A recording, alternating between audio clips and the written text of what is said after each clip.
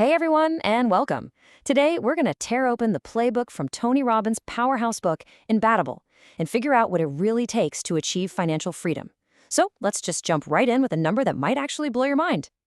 All right, take a good look at this number. A major study found that this is what happened to the average person's $50,000 investment over 20 years, from 96 to 2015.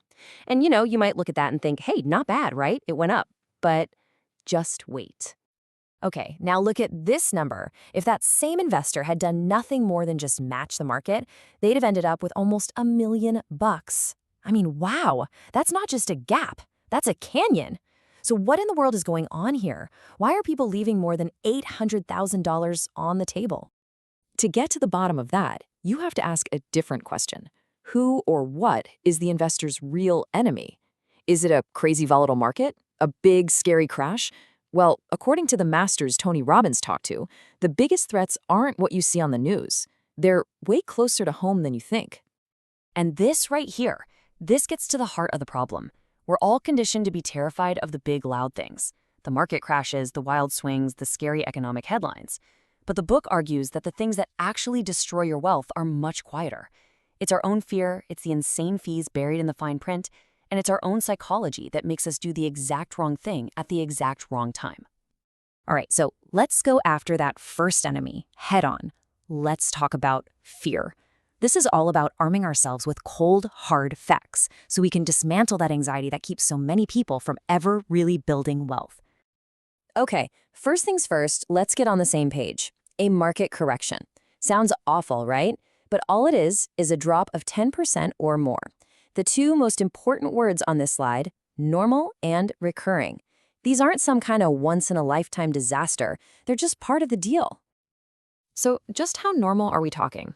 Well, since the year 1900, there has been a market correction on average once every single year. Think about that for a second. Winter shows up every year. We expect it. We don't freak out and sell our winter coats, right? So why do we panic and sell our best assets during a dip that is just as predictable? But you're probably thinking, okay, fine, they happen. But can't I just, sidestep them, get out before the fall and jump back in? Well, let me tell you what the legend himself, Jack Bogle, the founder of Vanguard, had to say about that. For 65 years, he never met a single person who could do it reliably. If the absolute giants of investing say it's a fool's game, what makes us think we can win it? And this is maybe the single most important takeaway from this whole section. The real danger, the move that truly destroys wealth, is letting that fear push you to the sidelines. Because if you miss just a handful of the market's best days, which, by the way, often happen right after the worst days, you crush your long-term returns. The real risk isn't being in the storm, it's being out of the game entirely. Okay, so we've stared down fear. What's the next big bad? Let's pull back the curtain on the second enemy of your money, that silent killer, the wealth-eating monster of excessive fees.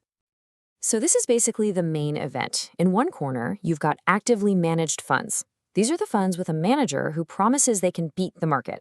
And for that promise, they charge you big fees, sometimes over 2%. The catch? As the book points out, over 15 years, a whopping 96% of them fail. They don't do the one job you hired them for. And in the other corner, you have simple index funds. Their goal isn't to beat the market, just to be the market, for almost no cost at all. And if you want to see what that looks like in real money, just look at this chart. It's devastating. You've got two people, they both start with the same money, they get the same exact returns. The only difference is that 1.5% fee. It doesn't sound like much, but over 30 years, it costs investor B over $300,000. That's not a small leak, that's a fortune. That's a house. That is your financial freedom just gone, eaten up by fees. And look, if you don't want to take my word for it, how about we listen to the Oracle of Omaha? Warren Buffett, one of the greatest to ever do it, says this is exactly why he tells most people to just buy low-cost index funds. Once you factor in the costs, the game is basically rigged against you. All right, so we've unmasked the villains, fear and fees. Now it's time to talk about the good guys, the solution. Tony Robbins took all this wisdom from the best in the world and boiled it down to a simple, incredibly powerful playbook with just 4 core rules. And here they are. First and most importantly, don't lose money. That's Buffett's #1 rule for a reason. If you lose 50%, you have to make 100% just to get back to even. Defense first, always. Second, you hunt for asymmetric risk/reward. That's a fancy way of saying you look for deals where you could make $5 for every $1 you risk. You're trying to stack the odds in your favor. Third, be tax efficient. It's not about what you make, it's about what you get to keep. Every dollar you save from taxes is like an instant risk-free return. And finally, number 4, diversify. It's the oldest rule in the book for a reason. Don't put all your eggs in one basket because you can't predict the future, and this is your ultimate insurance policy. And that brings us to the final boss battle. Because you can have the best plan in the world, the perfect portfolio, but if you can't get a handle on your own brain, none of it matters. This is all about winning the game that's played between your ears. So let's talk about one of the biggest troublemakers, confirmation bias. Our brains are literally wired to find proof that we're right. So if you believe a certain stock is a great buy, you'll find every single article that agrees with you and totally ignore all the evidence that says you're wrong. For an investor, this is just incredibly dangerous. So the question is, right, how do you fight an enemy that lives inside your own skull? Well, the best investors on the planet don't rely on willpower. They have systems to protect themselves from themselves. The answer is you build a system. You create guardrails. You got to actively look for smart people who disagree with you to challenge your own thinking. You make a simple checklist for any big financial decision so emotion doesn't take over. You automate your investing so you're consistent.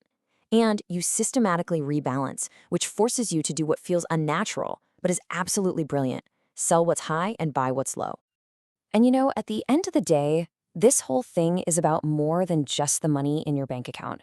Being unbeatable, being unshakable, it's a state of mind. It's the genuine peace that comes from knowing you have a solid plan, you're ready for whatever comes, and you can sleep soundly at night no matter what the markets are doing. I love this quote from Buffett because it just nails it. It perfectly captures the mental game. All the market is, really, is a system that rewards people who can control their emotions and stay the course, and it takes that money from the people who can't. Patience really is the ultimate financial superpower. So after all this, it really comes down to one simple question for you. Are you going to be the average investor, tossed around by fear and greed? Or are you going to be the unshakable investor, the one who is patient, disciplined, and follows a proven plan? The choice is yours. And your financial future? Well, that's yours too.